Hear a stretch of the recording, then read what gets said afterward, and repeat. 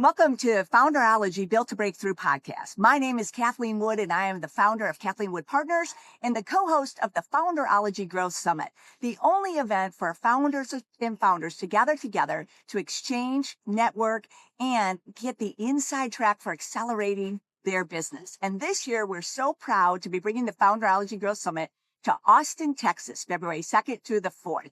And that's what makes me so excited about our guest today. Our guest today is really a leader whose career has been defined by service, advocacy, and impact at scale. Dr. Emily Williams-Knight has spent more than 2 decades at the intersection of hospitality, education, workforce development, and industry leadership. As the president and COO of the Texas Restaurant Association, she represents an industry that employs over 1.5 million Texans and fuels $137 billion of an economic engine, which is just phenomenal when you think about the impact that the Texas Restaurant Association is having both in Texas and in our industry at large. But I think what makes Emily so special today as a guest is that, her deep understanding of working with founders, operators, legislators, and really understanding their interconnectivity between communities, legislation, advocacy, and really building the future of our industry. So I am thrilled that Emily's with us today. I'm equally thrilled that she's going to be one of our featured speakers at the Founderology Growth Summit. And Emily, thank you so much for taking time out of your busy schedule to join us today. Yeah, no, it's an honor. Thanks for having me. I'm just so excited. And I know you and I can always talk for hours, but I think for the purposes of today, we're going to focus in on a few things. And I wanted to start first because you have such a powerful background and how it's all coming together with the work that you're doing at TRA, that I wanted to start first with maybe you sharing a little bit to the audience who may not be familiar with you, your leadership journey and how it's brought you to where you are today, and then the great work you're doing at the TRA. Yeah, absolutely. I'm going to take us all the way back, believe it or not, to 3rd grade, because that's when I decided that I was going to be in this industry called hospitality. There was a show for any of us, maybe post 50 years old, a show called Hotel with Connie Selica. And I was raised in a military family, so service was something that was just ingrained in you, whether you saw it or you were told the importance of service. And I could stay up and watch this hotel show, and I wanted to run a major hotel and take care of people. That is sort of from that moment of identifying that helping others and caring for others and advocating for others was something I wanted to do. I went all the way through my undergrad, my graduate, multiple roles across signing authors in the hospitality space to educate the greatest minds in our industry, to building workforce development programs to give people a second chance and to upskill, to being the president of a college, to running, enrollment and marketing services for big hotel schools around the world. And of course, landing at the TRA as the pandemic, frankly, almost began. I think, for me, I love the industry, but I love it because of the people. And to now have the responsibility of advocating for almost 10% of the entire restaurant economy in this country is really an honor and something I take very seriously. Yeah. Emily, one of the things as you're telling your journey, and thanks so much for giving that background to everybody, but there's that red thread that pulls all the way through, your family's commitment to service, and then your whole career back to 3rd grade coming all the way through committed to service. And what's so Absolutely. Interesting to me about it is it's all connected to, hospitality and education and making the impact to make not only today great, but the future even better. So thank you for that. But it's just, Yeah. I think the journey just really speaks to it. Yeah, it looks like not a mess on paper, right? But you look on paper and go, wow. I mean, she was a college president. She was based globally. She worked for Pizza Hut and Marriott, right? Like, how does this all come together? But I think you're exactly right. I think the thread is constantly wanting to make this industry better, to make the people better and more prepared to be successful. And then also connecting that this is not a nice to have industry feeding people. It is a necessity, right? It's an economic imperative. And that's the business side that I think, especially founders, really see the opportunity. And where in that journey did you have your aha moment where you're like, this is how my leadership could amplify the success of others, but also make impact in meaningful ways? Was there one moment in their journey where you're like, aha, it's all kind of clicking for me? It's such a good question because we're currently working on a project with the Library of Congress, believe it or not, and being interviewed on the early days of the pandemic because they want to chronicle for the future of this country, right? What that was like. And to be a voice in that is an honor. And I can tell you, sitting at that helm, there's no doubt there were moments in my career when I knew that I had to help others and I had to raise the voice for others. But it really came to fruition in the pandemic. I mean, I had a choice to make, right? Lead or hide. And there were a lot of folks that just hid because there was no plan and the loss was significant. That is when I realized that I must be in a place where I can collectively bring the voices of those that cannot be heard, raise them up and create a movement, right, to get the support that in this case the restaurant industry needed. That was my aha moment where I can never be in a role again where I'm not allowed to advocate and carry the torch. It's really important to just who I am as a person. Oh my God, I tell you what, that gives me goosebumps because I think everyone that's listening to this probably could remember where they were at the beginning of the pandemic. But to be so clear about the decision that the choice and then the decision and how that has, literally imprinted, your leadership going forward. And I think what would be Absolutely. interesting if you could share is that you and the TRA group, and the members really did do a lot early on. And maybe you could just highlight one or two of the things that were game changing for the industry that still today have had great implications for everybody. Yeah, absolutely. I mean, I remember waking up, or I first remember getting the call, right? We're going to shut everything down. And then I remember I was brand new. I'd never been to our capital. I hadn't met our governor. I didn't know a single elected official. And so I was really with both. And honestly, looking back, it was the blessing because I worked bipartisan. I didn't care who was Republican or Democrat. We have a lot to learn from that experience, right? It was just get the work done. But we did a couple of things. Day one, there were only about 30% of restaurants that could make a penny that next morning. Think about that. They could not generate a penny. It's hard to go back that many years. But we knew right away, job one was get them reopened was always the first thing we needed to do. And number two is how do you generate revenue in the meantime? And so securing alcohol to go is one of the first states. It sounds now like something, we've made it law, but that was unheard of. You would never send someone out of a restaurant with buckets of alcohol, right? So we did, alcohol to go, groceries to go. We deferred all their taxes.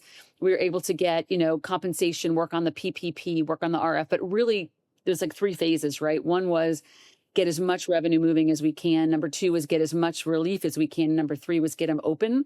And we had, we were with Florida, I believe, in Georgia, and one of the first states to reopen. And I think it's why we've had a much higher trajectory because we didn't suffer. We had loss, but not like we saw across so many parts of the country. Right.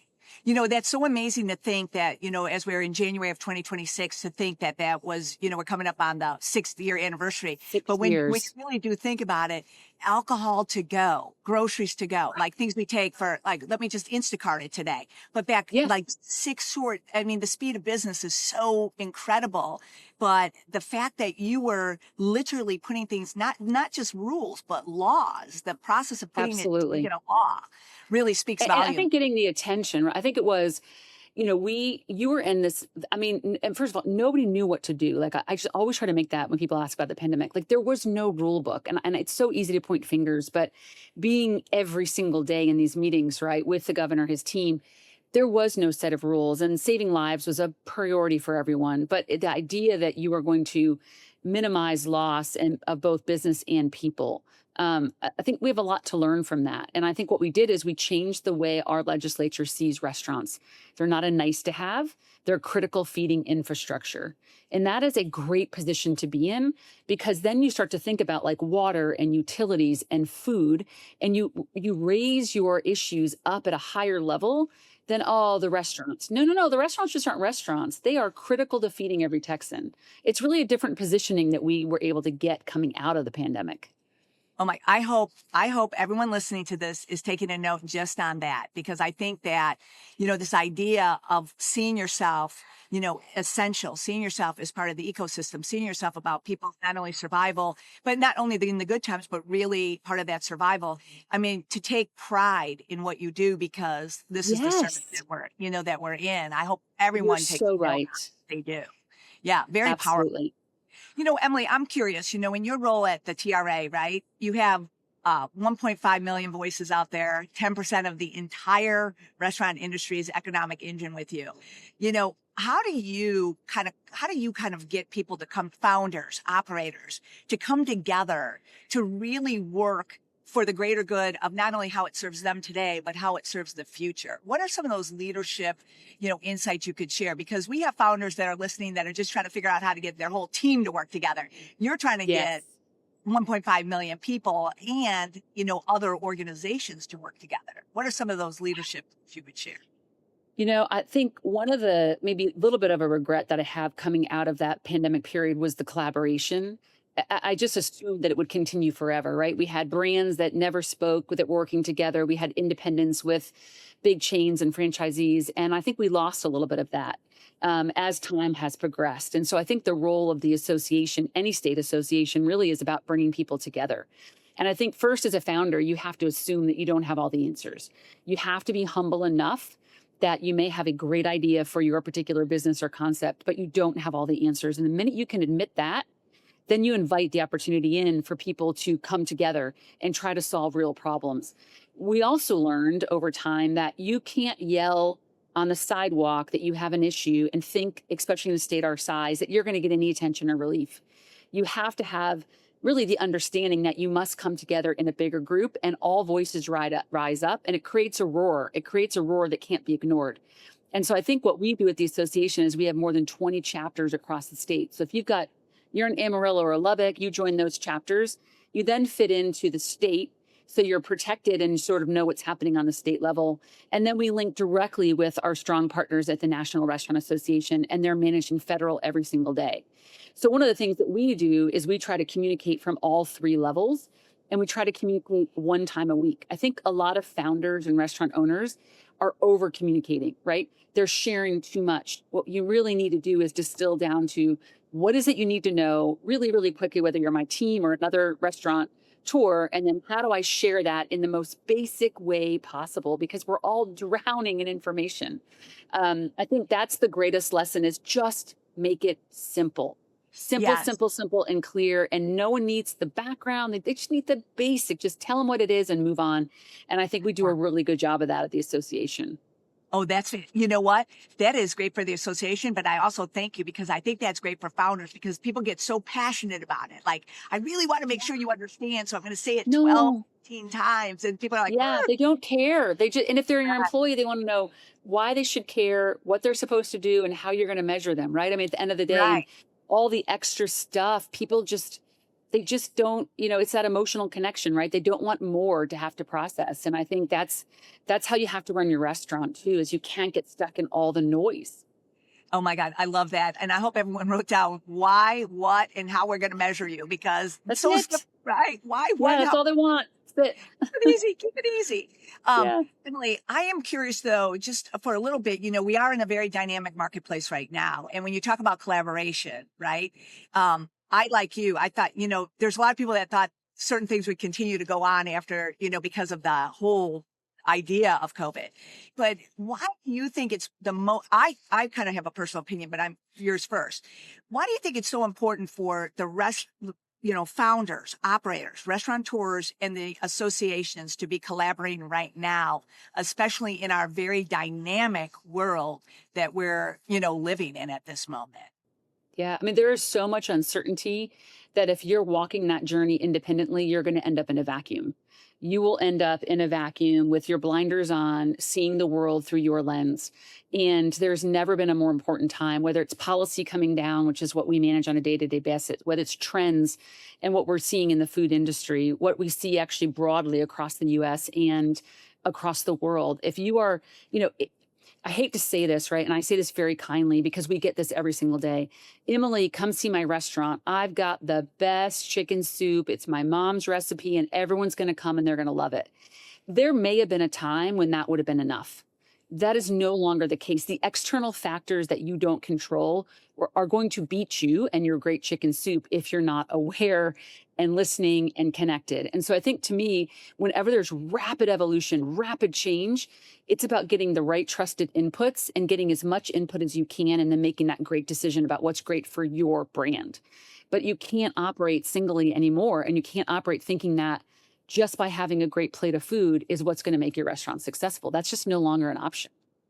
No, I totally agree. And that's why, that's why we're very excited about you coming and speaking at the Founderology Growth Summit, because we want to create that space for community, for founders to Yes, come together. Because, everybody has their path. Founders have a path of their own. And being a absolutely. founder at times is a very lonely path to be on. And so you are Very. subject to your point, you could very easily fall into that vacuum. So when you can bring people, and Absolutely. that's why we called it the Founderology Growth Summit, because we wanted to bring people who typically are working on their own That's together right. to form unity and community. I Um, love it. I so your love it. point, It's such a, and even just hearing, like, when you hear that something you've done or decision you've made is someone else is like, well, I did that and this is what happened, right? They're just, and again, it comes back to humility and humbleness. And I think sometimes where there's a rub is that if you have the stomach, like, I am blown away by entrepreneurs and founders, right? I don't have that gene. Like, I've learned that about myself. I'm too risk adverse, but I'm so in awe of people that do. But one of the things is because they're such big risk takers, sometimes they'll move without information. So I think when you like this summit, I'm so excited about because you're going to have people that have sold their company for $1 billion next to people that are just starting out. I mean, talk about that's where the magic's going to happen. oh my gosh, and thank you for saying that, because it really is. Like when I think about some of the people that attended last year, one person left with one idea and they were able That's to all it reduce their takes. third party fees by almost 10%. Another person That's left with an idea incredible. for gift card sales and they made waved Yes. 6 figures this year. So I believe that I love the restaurant industry like you. I've been in it my whole Mm, life, but I don't believe you have to struggle to be successful. I think that absolutely today's agree. world, if you're like to your amazing point, when you're connected and you're informed, you can accelerate and not have to struggle so much. And That's that's what exact, and I love. that's where you get the answers. And you know what I tell people, come to this, come to the summit with some questions, right? Come with to the summit with questions that you want answered, and build that network. The network is everything. You'd be so surprised how much that network you can lean on. Like you said, questions like that are like, listen, the big beautiful bill. There are so many benefits to restaurants, and I would argue that there's so many tax people that are even unaware. Well, come and say, listen, this is my restaurant brand. What are you guys taking advantage of? What are you doing with depreciation? Right. I mean, there's all those answers, even in the, let alone the speakers, the in between. I go to a lot of conferences. I don't have a ton of time, but for me, it's the networking and connecting as well. It's very powerful. Yeah. There's that saying that your net worth is a reflection of your network. And I do believe that. And you're totally agree with you on that. I am curious though, Emily, why do like when I watch all the work that you're doing at the TRA, one, you're supporting us by having the Founderology Girls Summit there, but it's not, and all the other events that you do and all of the other services that you provide your members and the work that you're doing in Kerrsville to continue to help that community recoup from those devastating floods. When you think about it, why do you think people sometimes are like, here's this very powerful network of the TRA. Why do you think sometimes founders or independent operators are more hesitant to join in on that? What do you think is how do they overcome that moment where it's like, oh, I could get all these riches if I would just say yes? Yeah, I think, oh man, it's such a good question too, right? Because back in the day, everyone joined their association.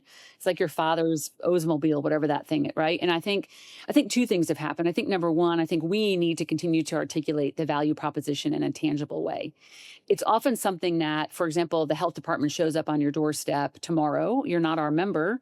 What are you going to do, right? Well, we have all those relationships, but you're not our member today.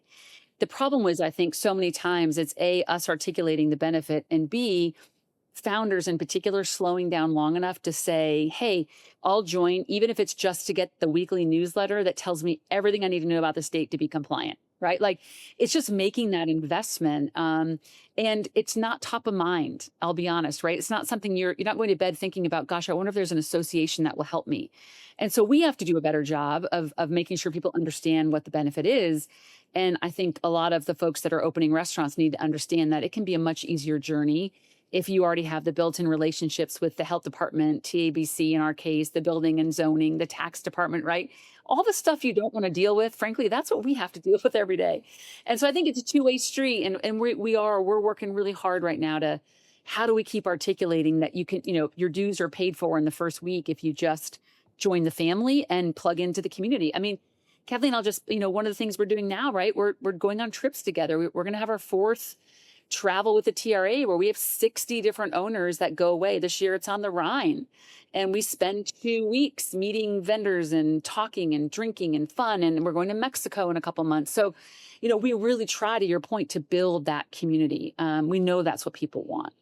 No, it's so powerful. One of the things sometimes I hear from people, well, I don't have the money, I can't afford it. And then, and my position is this, that I think that founders specifically, and having worked with them for the last 20 years, they are like, if they see something, boom, they don't even hesitate. If they think it's going to build sales, do this, it's not even hesitation. Like, I'll just write a check for it. Then you say, hey, do you want to invest by coming to this or by joining this? Oh, well, I don't know if I have the money. Well, I saw that you just bought that espresso machine that you haven't been using for 6 months.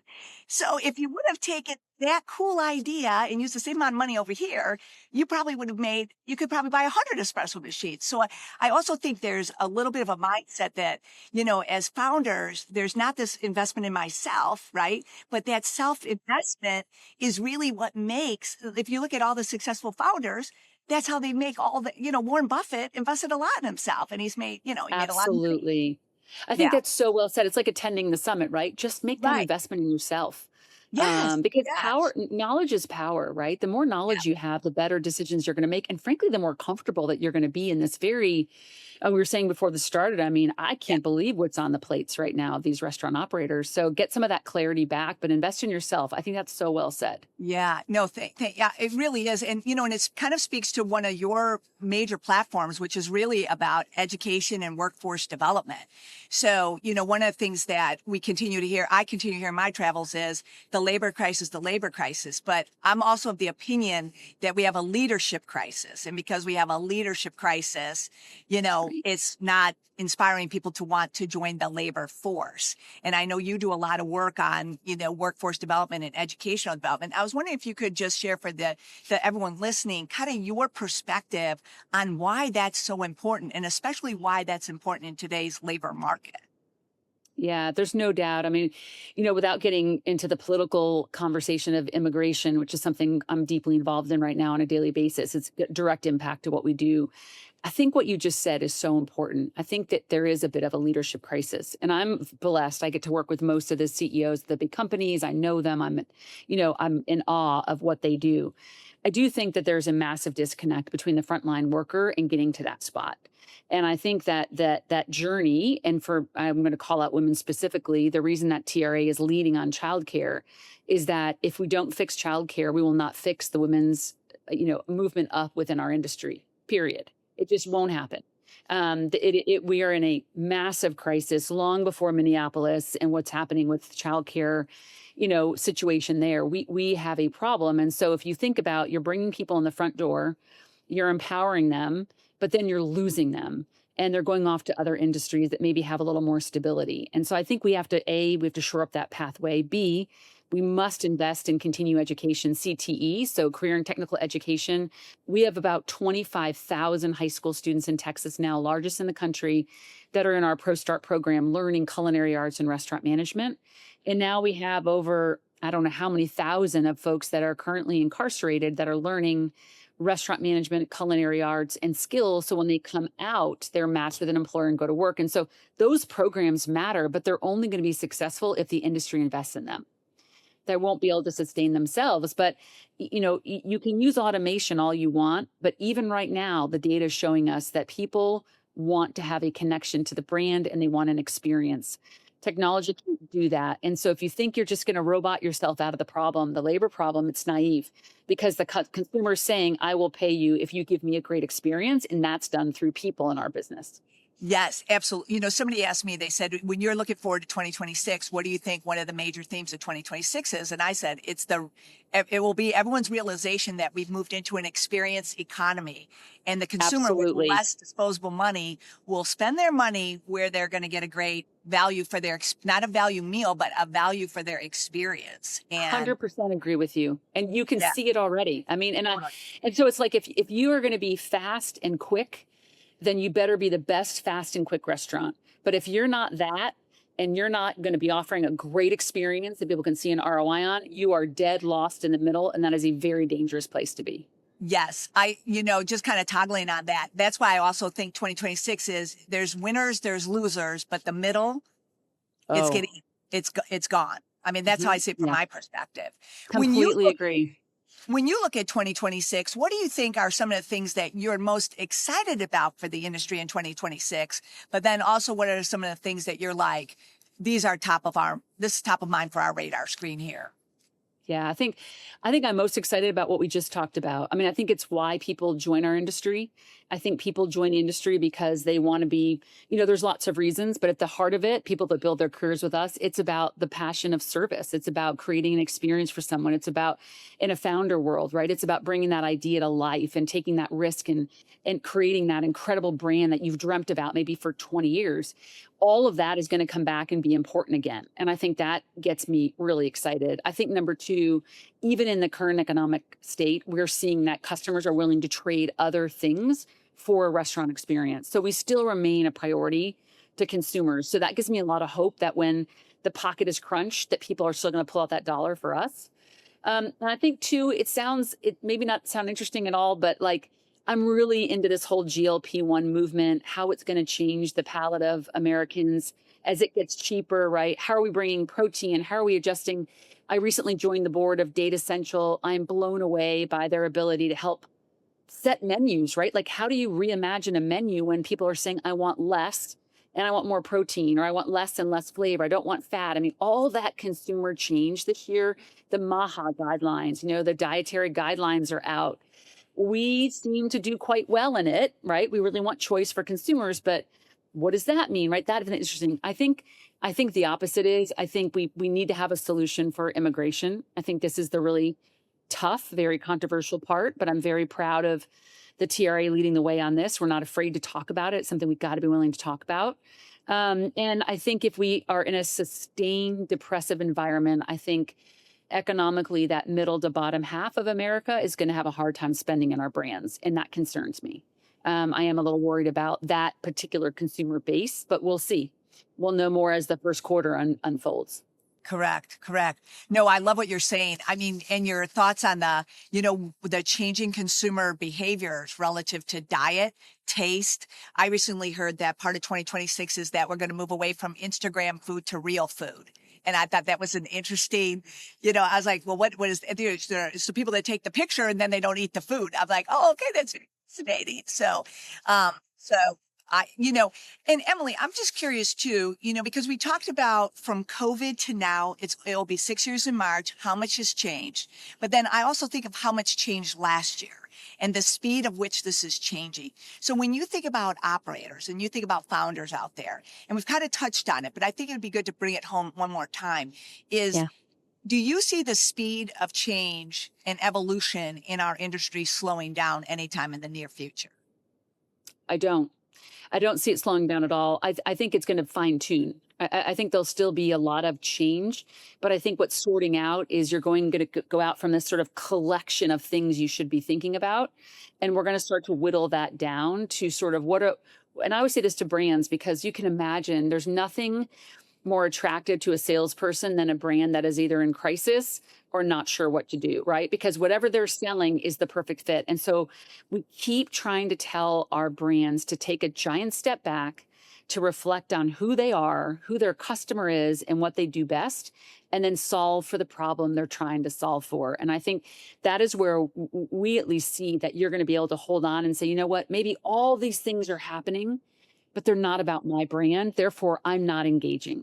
And I think the chasing of the shiny objects, which is what we've had the last couple of years, you're going to see that start to move away and people are going to be more resolute in sort of where they're willing to make an investment and what they're willing to take on. I think you've got to be focused on who you are. To speak to what we said before, right? You're in the value category or you're in the experience category. But if you're not in either, you're in trouble. I think you've got to do that work and do it quick. Yeah. And get that clarity and alignment so you can communicate it and connect people. To your point earlier, connect people to it. Yeah, for sure. So Emily, it's so fascinating because I know you and I could always talk because we always, always so many interesting topics and you've hit on some that if we had more time, I'd love to go much deeper on that.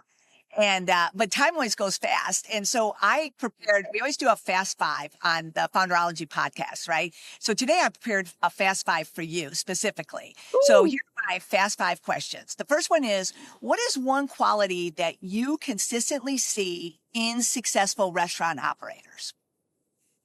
grit, Ooh, that's a good one. Okay. grit. Now, if you were going to say to founders, and this could be founders of their own restaurant brand, it could be founders of a hospitality group, founders of multi-unit groups, but if you were going to give them one reason why they should attend the Founderology Growth Summit, what would you say that one reason would be? Community. I think Ah, that there are a lot of questions right now, yeah. and the answers can be found when you pull together collectively. I think it's absolutely about community. That's a good one. That's a great one, Mhm. actually. If you were going to say, if there was one leadership trait or one leadership focus that founders, leaders, operators in the restaurant industry should really make sure that they're honed in on in 2026, what would you say that one leadership skill or trait would be?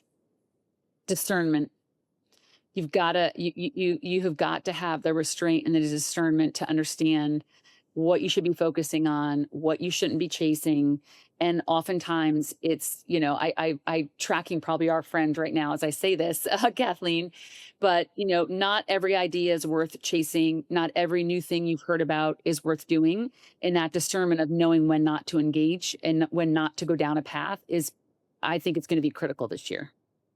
Totally. And if you thought about it, what is one resource or one connection that founders, operators would benefit by if they don't have it right now, that they should have it going into 2026 to be more successful? Joining their state association. Yeah. Make the connection and join the association, and don't just join, call them and say, I want to be your member, but I want to know, what are you going to do for me? Right? Have that conversation and find out what support, what resources. There is so much that you get for a very little cost that I just encourage. I don't care what state you're in, Yep. but you got to make that connection. It can be beyond helpful to you.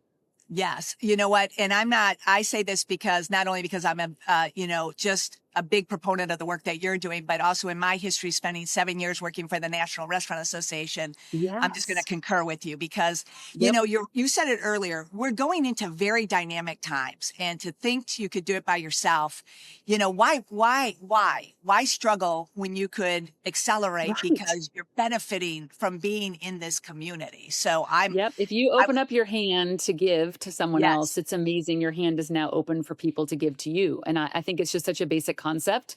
And again, yeah. it goes back to humility, humbleness. Yes, absolutely. All right. Final question, Emily. What gives you the most optimism about the restaurant industry as we go into 2026?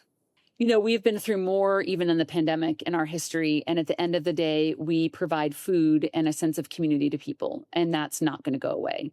And so I think about all the industries under tremendous pressure. What jobs are going to be here? What's the world going to be like? And I go to bed at night knowing that people want to feel loved and they want to feel nourished. And that's what this industry does. And so I think that gives me the greatest hope, is that, yes, it is challenging. We have to refine. We're dealing with a lot, but people are never going to stop going to restaurants. And so that to me gives me the greatest hope. We play a critical role in America, and our tables really serve as the bridge builder. And if we could think of another time when we need that bridge building as much as we do now. So I think that gives me a lot of optimism. Oh my gosh. And I'm confident that everyone listening has just been energized to kind of go back, reassess, refocus, connect or reconnect, because it is a valuable service that we all do provide. And thanks for putting that so eloquently. And I really want to say, I know you had a very busy beginning of your year, and it's going to continue to be busy, but I want to say thank you so much for joining us today, because I really, one of the things about it is there is unity in community, and we have the ability to connect all around us. And sometimes better understanding that it's not a big hurdle to join a state restaurant association. It's not a big hurdle to go to the Founderology Growth Summit. But when you do it, and you really put into it, you get so much more back from it. So I want to say thank you so much for what you do every day, because Thank you are you. making our industry so much better. Thank you for the time that you generously give to so many organizations and groups as you are today and at the Founderology Growth Summit. And really, thank you for the TRA and the whole membership group for your support of organizations like Founderology Growth Summit to open your arms up to with your hospitality to have us be in your great state in Austin. So thank you. We can't wait to have you, and hopefully we'll see everyone listening in Austin soon. Oh, well, you know what? And I'm going to tell them, if you want to learn more about what Emily and the TRA are doing, or just what you've learned today about her insights, she will be sharing even more of this, and you'll have more time to connect with Emily at the Founderology Growth Summit. So we're going to put information in there for you to sign up, because there's still seats available if you're looking to join us in Austin, February 2nd through the 4th. And again, Emily, thank you so much. Thank you, everyone, for tuning in today. And let's make 2026 your breakthrough year when you connect in unity with community to make that a reality. Thank you all so much for what you do every day, and make it a great day.